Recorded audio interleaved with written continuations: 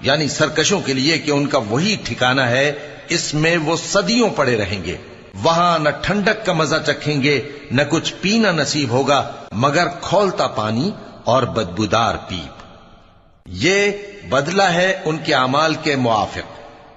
یہ لوگ حساب آخرت کی امید ہی نہیں رکھتے تھے اور ہماری آیتوں کو مسلسل جھٹلاتے رہتے تھے، اور ہم نے ہر چیز کو لکھ کر محفوظ کر رکھا ہے۔ سو اب مزہ چکھو، ہم تم پر عذاب ہی بڑھاتے جائیں گے۔ بے شک پرہیزگاروں کے لیے کامیابی کا گھر ہے، یعنی باغ اور انگور اور ہم عمر بھرپور جوان عورتیں اور شراب کے چھلکتے ہوئے جام۔